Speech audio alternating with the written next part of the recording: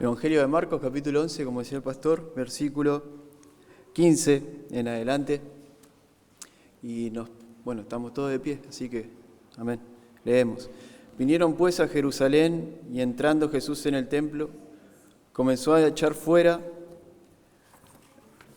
a los que vendían y compraban en el templo, y volcó la mesa de los cambistas y las sillas de los que vendían palomas, y no consentía que nadie atravesase el templo llevando utensilio alguno, y les enseñaba diciendo: ¿no está escrito? Mi casa será llamada casa de oración para todas las naciones, mas vosotros la habéis hecho cueva de ladrones. Y lo oyeron los escribas y los principales sacerdotes, y buscaban cómo matarle, porque le tenían miedo, por cuanto todo el pueblo estaba admirado de su doctrina. Pero al llegar la noche, Jesús salió de la ciudad. Amén. Oramos, hermanos.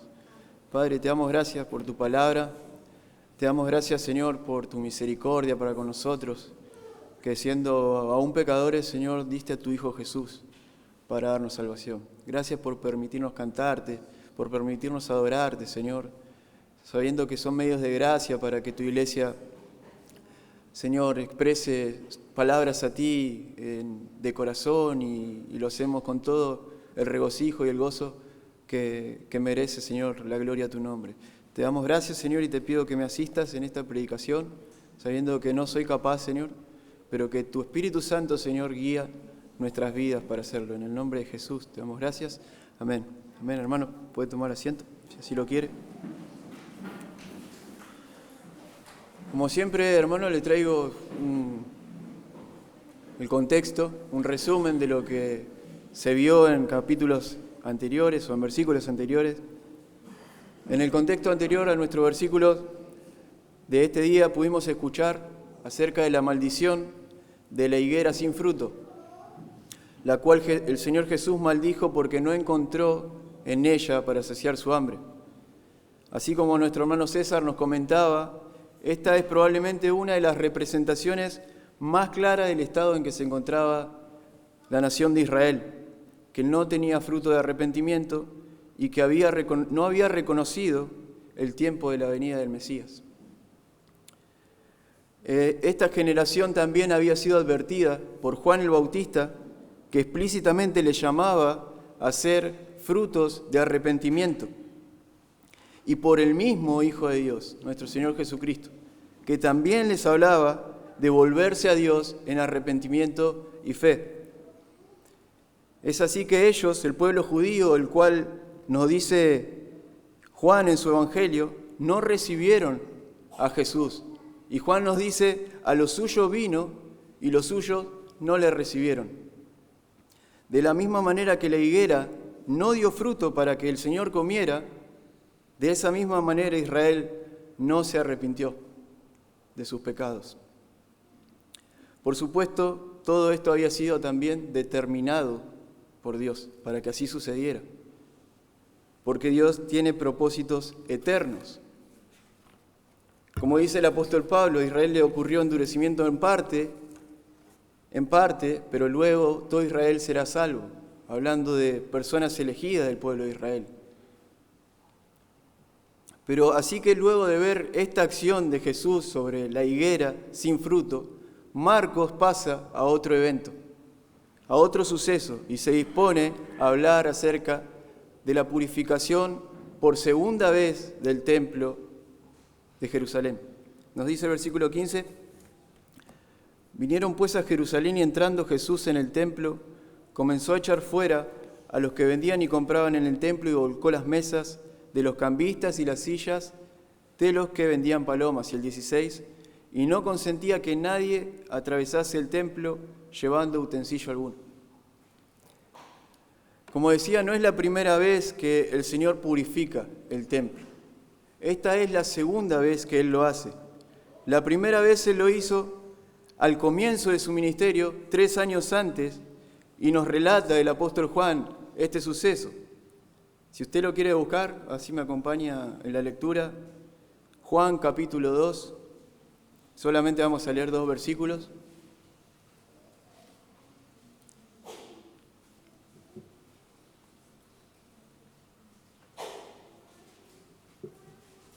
Juan capítulo 2, versículos 15 y 16. Y haciendo un azote de cuerdas, echó fuera del templo a todos y las ovejas y los bueyes, y esparció las monedas de los cambistas y volcó las mesas. Y dijo a los que vendían paloma: quitad de aquí esto y no hagáis de la casa de mi padre casa de mercado. Hasta ahí, volvemos a Marcos entonces. Marcos 11, 15 en adelante. Este suceso es muy similar a lo que sucede en nuestro texto, lo que habló Juan. Esto quiere decir que a pesar de que Jesús ya había purificado el templo, volvieron a llenarlo otra vez nuevamente de animales y de mercancías para hacer comercio, sin temor alguno de las palabras de Cristo, que les había hecho entender que eso no era algo bueno. Y ellos volvieron a hacer lo mismo, a llenar ese lugar. Así que Jesús de nuevo decide echar otra vez a estas personas, echar a los cambistas, echar a los vendedores. Y esta acción de Jesús probablemente ya había sido pensada por él, ya que si vemos unos versículos anteriores, en el versículo 11 del capítulo 11, dice: y entró Jesús en Jerusalén y en el templo, y habiendo mirado todas las cosas, como ya anochecía, se fue a Betania. Él ya había visto todo ese comercio que había, pero como anochecía se fue a Betania, y después pasa lo de la higuera. Pero después el Señor vuelve al templo, y cuando vuelve se dispone a hacer esto, pero a la luz del día. Es bueno poder aclarar también, hermanos, que esta parte donde Jesús estaba realizando esta limpieza del templo era la parte llamada el atrio de los gentiles. No era la parte donde iban los judíos, sino donde se juntaban los gentiles. Era el lugar para los gentiles específicamente. Era un lugar no donde las personas debían hacer mercancía, debían hacer mercado, sino un lugar donde las personas venían a ofrecer ofrendas al Señor y sacrificios a Dios.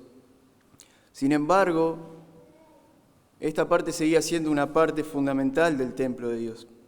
Así que el Señor arremete contra todo eso, todo ese comercio que había ahí, y decide limpiar esa parte del templo. Antes de seguir adelante, hermanos, creo que podemos aclarar, y es oportuno aclarar, que no podemos comparar esto con las ventas que hacemos en la iglesia. Cuando vendemos, cuando buscamos recaudar fondos para la ampliación de la iglesia, para que se siga predicando el Evangelio, para que se lleve la palabra, se proclame, se abra en otros lugares, más lugares que se puedan abrir para la proclamación del Evangelio, y siempre es necesario que se junte un poco de dinero. Pero no tiene nada que ver con lo que estaba pasando en el templo. Este lugar donde específicamente era el lugar donde la presencia de Dios habitaba. Se esperaba que en el atrio de los gentiles gente de toda nación pueda encontrarse con Dios y tener comunión con Él. Pero lo que pasaba era completamente contrario a eso. Había todo comercio ahí. El Señor estaba harto de ver cómo aquel lugar, el único lugar que tenían los gentiles para poder acercarse a Dios, estaba completamente repleto de negocios. Fíjese lo que dice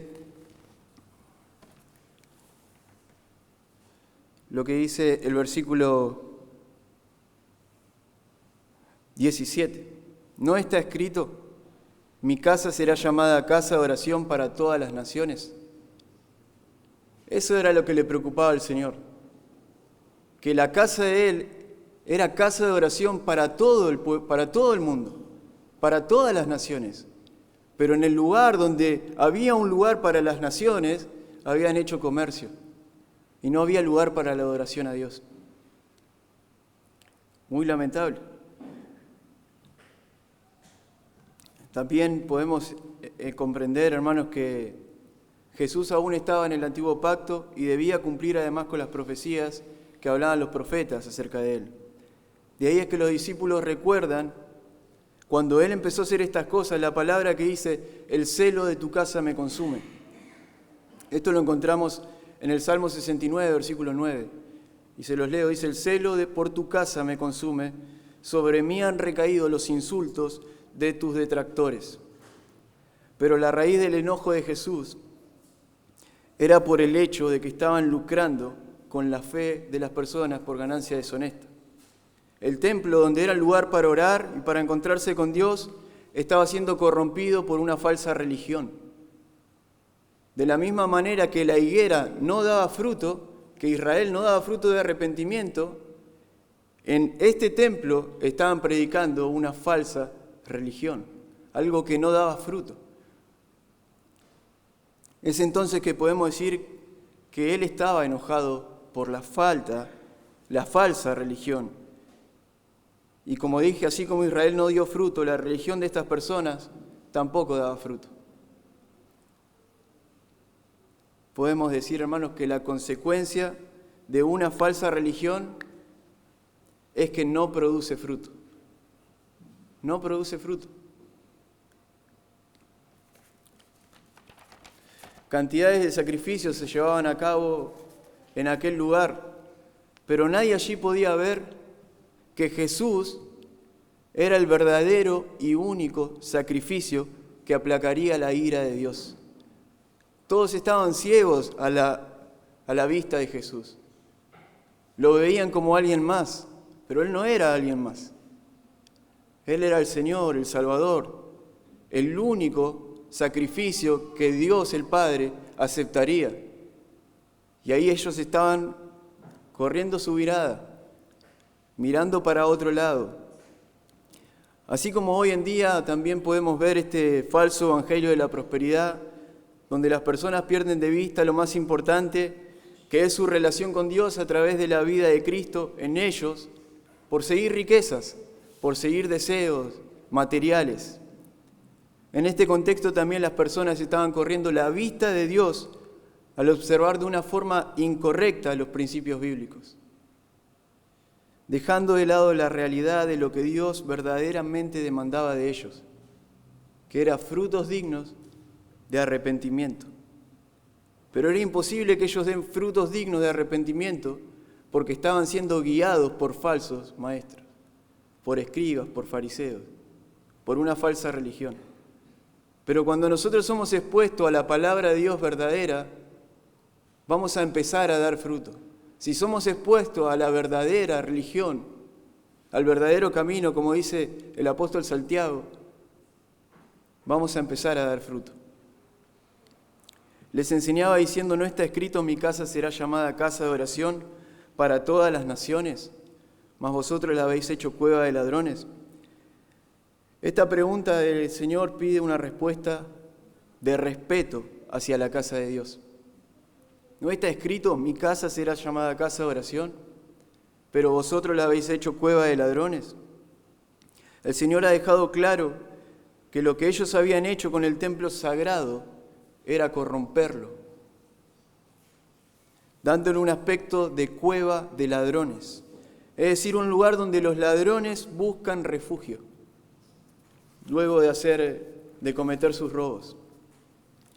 Pero el Señor también deja claro que su casa será llamada casa de oración para todas las naciones. Y aquí Marcos nos muestra que el Señor no hace acepción de personas, que el Señor permite que todas las naciones vengan a Él. Fíjese que en el antiguo pacto el Señor ya llamaba a todas las naciones. ¿Cuánto más hoy en día en el nuevo pacto, donde Cristo murió por el pecado de mucha gente? Versículo 18, y lo oyeron los escribas y los principales,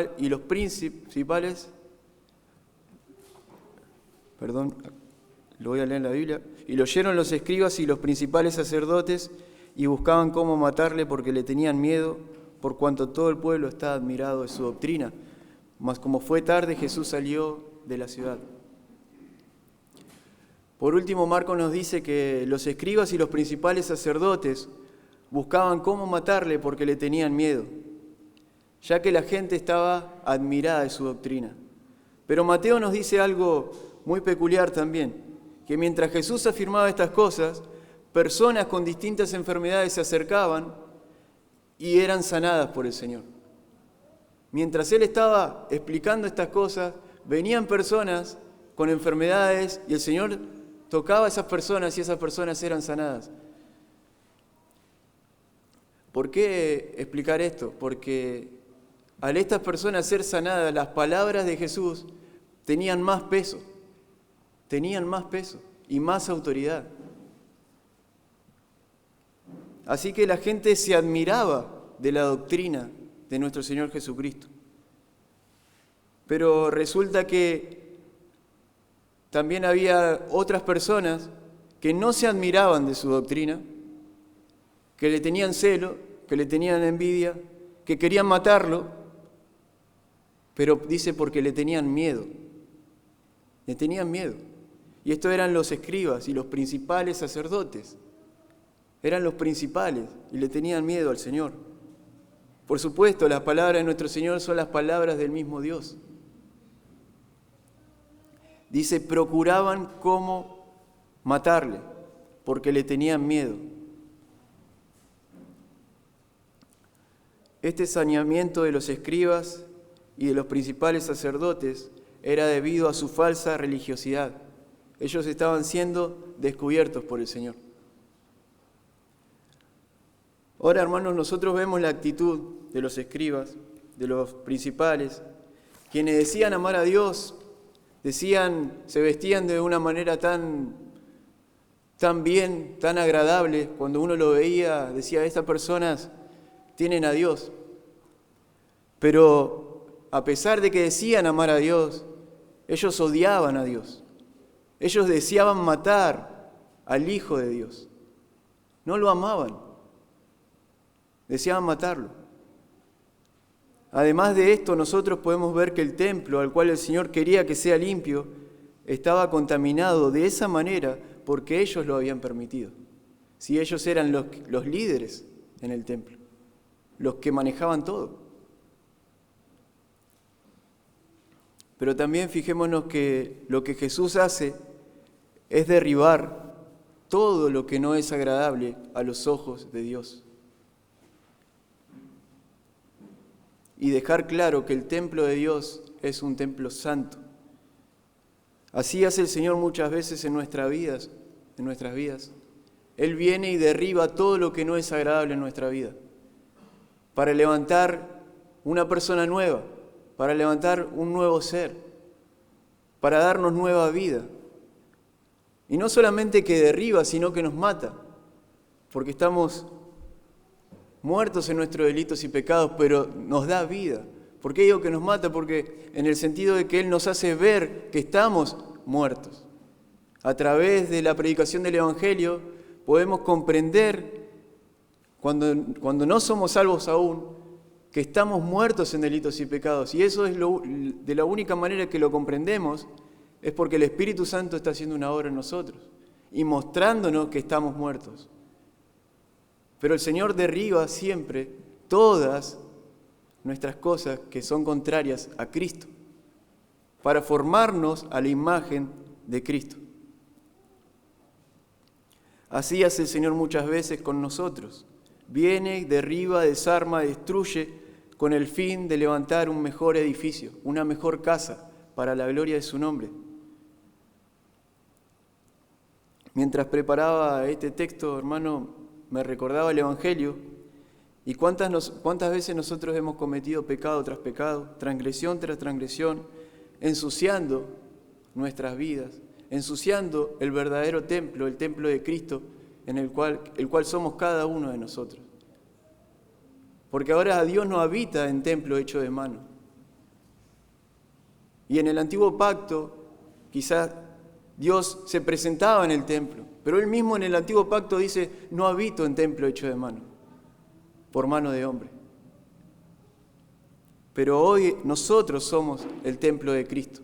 Y a veces ensuciamos con pecados tras pecados tras pecados el templo de Cristo. Y de esa manera nos ponemos rebeldes ante la voluntad del Padre.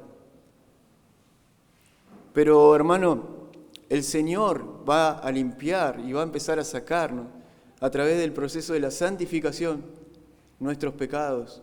Nos va a limpiar día a día. De la misma manera que los escribas, que los fariseos, nosotros también estábamos ciegos, nosotros también estábamos en contra de Cristo, nosotros también íbamos en contra de Él, en contra de su voluntad. Pero un día Él nos llamó, determinó llamarnos, salvarnos y que caminemos en su camino, por medio de la gracia del Señor.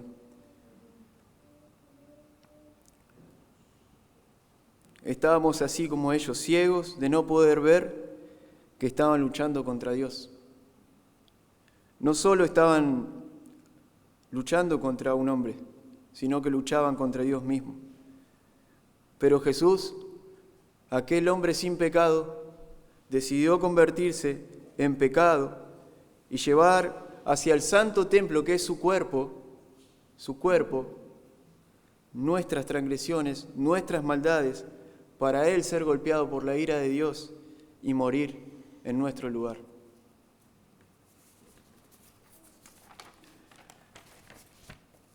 De esta manera el Señor ha limpiado a su iglesia por completo y la ha limpiado de todo pecado y la presenta santa delante de Dios.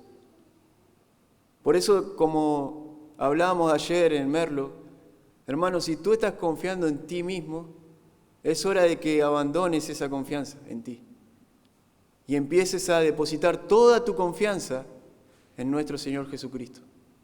Porque Él es digno, porque Él llevó tu pecado. Tú no puedes llevar tu propio pecado. Es necesario que traslades tu confianza a tu Señor y tu Salvador. Dios te bendiga, hermano. Hasta aquí la palabra. Señor, te damos gracias por tu palabra,